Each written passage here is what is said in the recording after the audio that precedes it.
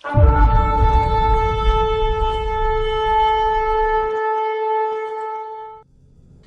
जो 10वीं विपत्ति मिस्र में पड़ी थी, इसमें इजराइल ने क्या किया? कुछ नहीं। क्या किया? इनको सिर्फ एक काम था, चुपचाप घर में बैठना है, मेमने का लहू लगा के। उस दिन कोई बहुत चढ़ा के बाहर निकलेगा, बोलेगा हम बहुत अभिषिक्त हैं, क्या होगा उसका? मर जाएगा। क्या होगा? अपना अभिषेक अपने पास रखो। परमेश्वर का निर्देश क्या है? घर में मेमने का लहू लगाओ और अपने घर के अंदर रहना। किसी को भी आत्मिक लड़ाई जीतनी है अपने जीवन में, यही निर्देश है। परमेश्वर के निर्देश का जो पालन करेगा वो अपने जीवन में छुटकारा देखेगा। आमीन। उसकी आज्ञाओं का जो पालन करेगा वो अपने जीवन में छुटकारा देखेगा। उन्होंने अपने घर के फाटकों में ये लहू लगाया और पूरे इजराइल की पहचान इसी एक दिन से, इसी एक रात से होने लगी। प्रभु बार बार बोलते हैं, मत भूलो मैं वो परमेश्वर हूं जो तुम्हें मिस्र से छुड़ा कर लाया। आमीन। और सुन, मैं आप मिस्रियों के मन को कठोर करता हूं। क्या करता हूं? मतलब जो इनका दुश्मन है उनको कठोर कौन कर रहा है? ये क्या कर रहे हैं परमेश्वर? ऐसे काम क्यों करते हैं भाई?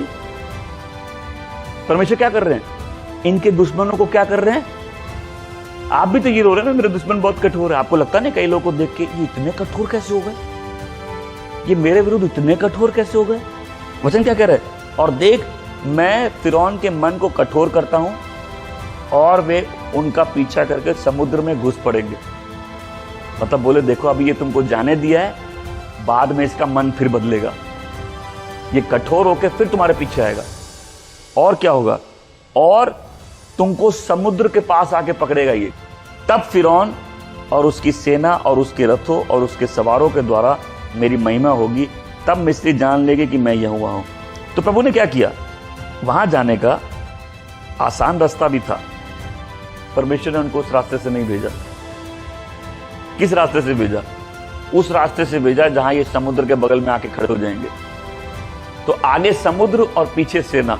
मेरे साथ बोले, आगे समुद्र और पीछे सेना।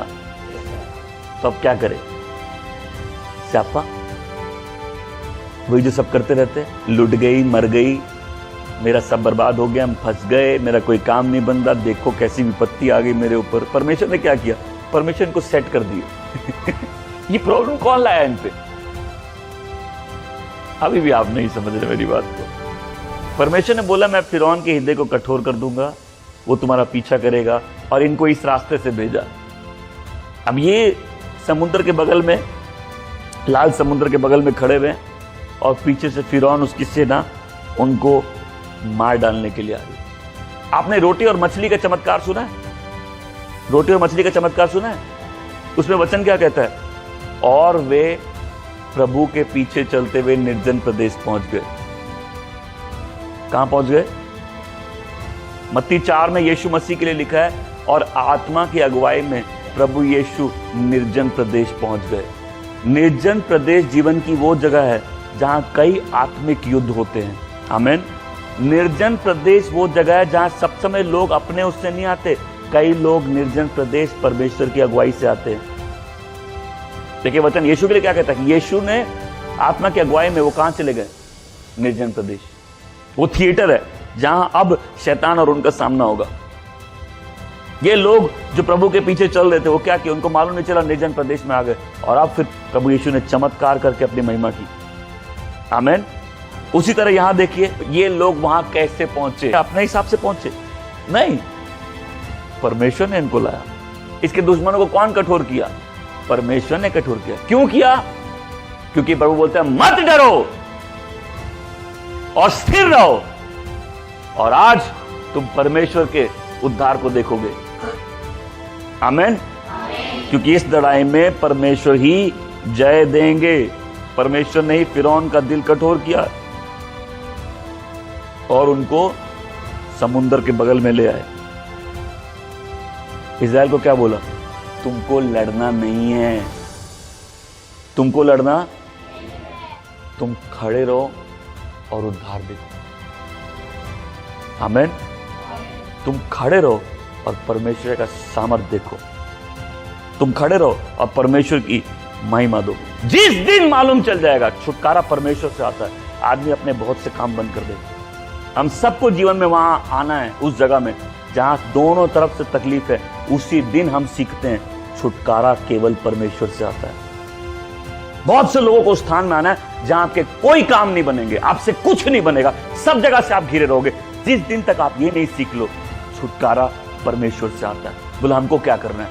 कुछ नहीं। बोले हमको क्या करना है? कुछ नहीं। लोग बोलते डरो मत, फिर खड़े रहो